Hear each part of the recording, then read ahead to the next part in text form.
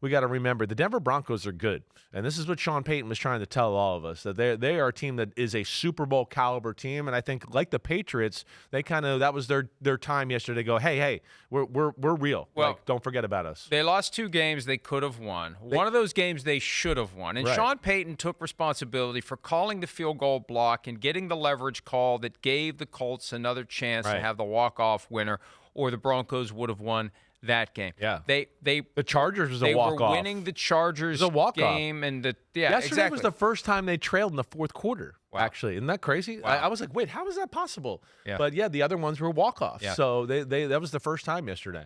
And I think that and we spent a lot of time talking about this in the room yesterday. Yeah. When they scored the Broncos and they're down 16-15.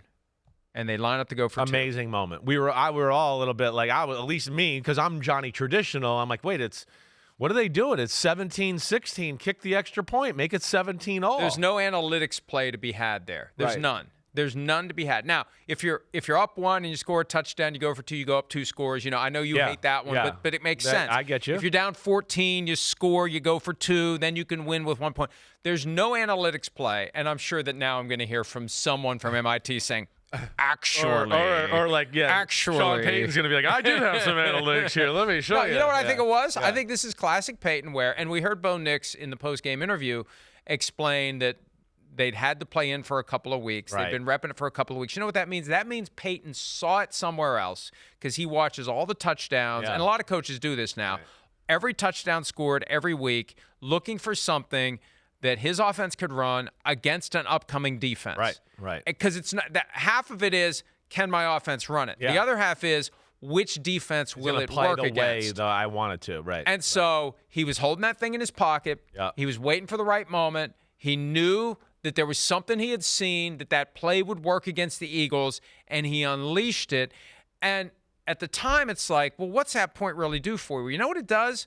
When you score a field goal after that, you're up 4, and the Eagles have the ball back, and it takes a touchdown to beat you, night-night. You're right. And that's where, I would love to ask Sean Payton, was that your thought a little bit anyways, too? Like, did you think it was, hey, this is going to be a field goal game, so let me get my extra point right here to do what you just did there?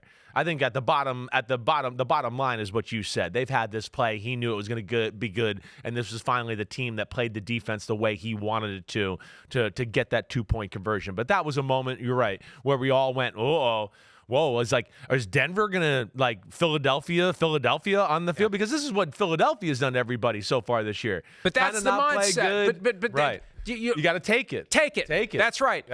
When you're trying to beat the team that has that find-a-way vibe, and it's the damnedest thing, and the Broncos fell victim to it last year with the field goal block. Right. When you're trying to beat that team, your mindset has to be, we are taking it from you. Yeah. We're not going to let you find a way against us. We're going to take it from you. We're going to surprise you. And by the way, my math was off a little bit. The Patriots and the Broncos. They went up 18-17, not 17-16, but they went up 18-17, and they added the field goal later. Okay, I don't listen to you. But it's good. Yeah. Yeah, our relationship, it's good. The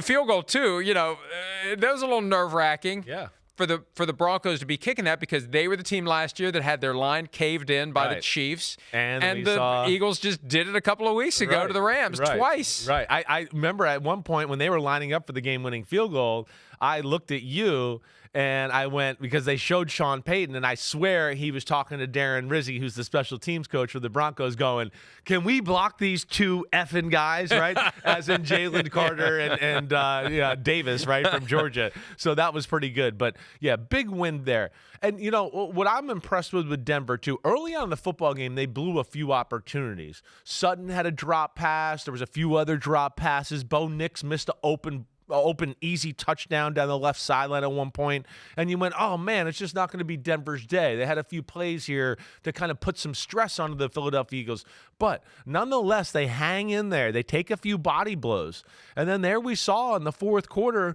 all of a sudden, Bo Nix got in a little rhythm, gotten on fire a little bit. We started to see Cortland Sutton down the field, and we saw, here's his man Troy Franklin from Oregon. And they started to dice up the Eagles' offense a little bit.